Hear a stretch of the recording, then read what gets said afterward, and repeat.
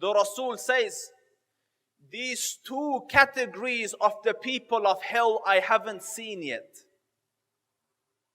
I haven't seen them yet. They haven't appeared.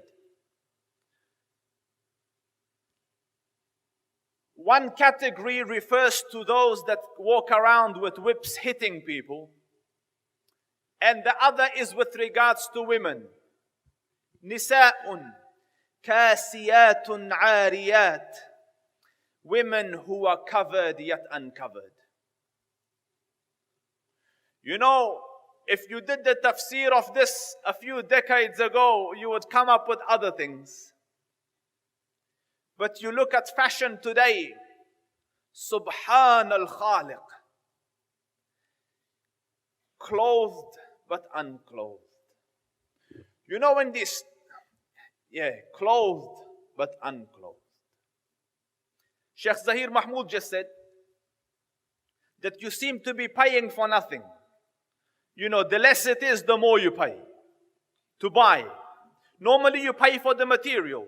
Now the less the material they sell you, the more you want to pay for it. That tells you where the human mind has reached. So they walk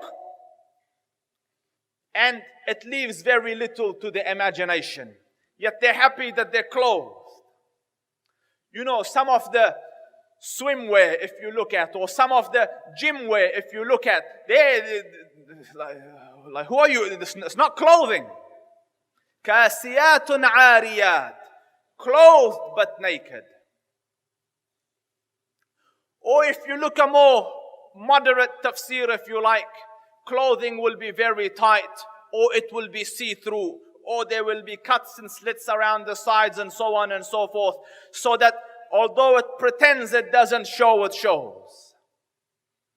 And the Prophet said, alayhi afdalu salatu wa atammu taslim, that they will not smell the fragrance of Jannah, although it could be smelled a distance of kada wa kada. Although the smell of Jannah can come from so far, yet these people will be made forbidden for them is that smell, that fragrance of Jannah. And you might think this will not befall us, our nation, as in the Prophet's nation. So the Prophet ﷺ in a hadith, the sanad of which is sahih, and it is in the musnad of Imam Ahmad, in the mustadrak of Hakim, and the Prophet ﷺ says, towards the end of time, men from my nation will come, from the Muslims, who will be on conveyances, on rides, mounts, which resemble I don't know if you've seen it, on the camels in the olden days, they used to have like a little hawdah, like a little room they used to put for women to ride in. Like, a circular dome-ish type thing, so that she's protected from around the sides and no one can see her and she can sit comfortably. So the Prophet said, it resembles that. It resembles an enclosed space. And then the next word of the hadith, it uses the word to depict the comforts of home. So it will be enclosed like the hawdah, and it would have the comforts of home. A bit like your cars or limousines. There's drinks there, there's comfortable seating, there you can lie down, you can rest. Normally on a horse you couldn't. If you look at the caravans, you can go to the toilet. But I'm not concluding, because tomorrow something else might come and it might be a better reflection of the word of the Rasul. So he says they will drive or use these kind of transportation, and they will come to the masajid, to the doors of the masajid. Yet their women will be kasiyatin ariyat. The Muslims will be dressed yet undressed, covered yet uncovered. And then in the hadith that I stated previously, they will walk seductively in a way to attract attention, to arouse desires, and they will attract, as in men, and also attract, as in women, in the sense that women will follow their lead.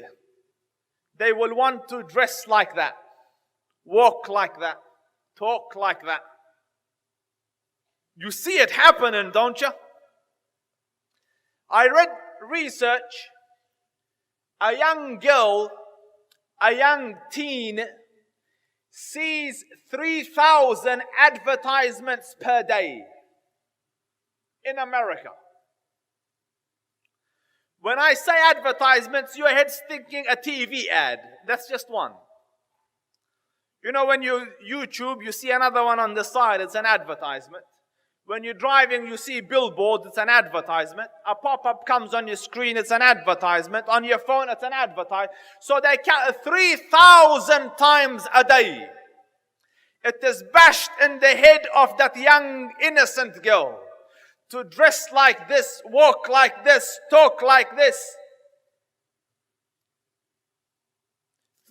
3,000 times a day.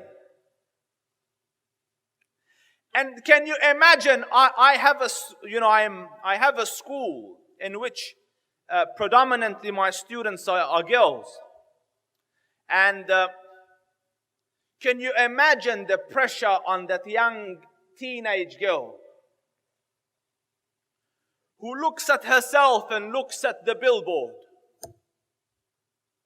Can you imagine her anxiety, the lack of confidence in herself, the amount of mental turmoil that she's going through day in, day out, comparing herself 3,000 times to an airbrushed photo or photoshopped picture of a model who is far away from the reality of creation, or an exceptional case, or a small minority, and yet you superimpose that on the majority. If you look like this, and if you don't, buy this product, so that you can look like this and appear like this. They have snatched comfort from their lives. I saw makeup on one of my students, so I said, "Kiddo, you need to take that off." She said, "Sir, I have an insecurity problem." And it's true. So these are the challenges that come towards the end of time. And the question, why the prophecies? Why did the Rasul tell you? So that, number one is to increase your iman, that's a given. But second, so that you can take strategic steps to save your own.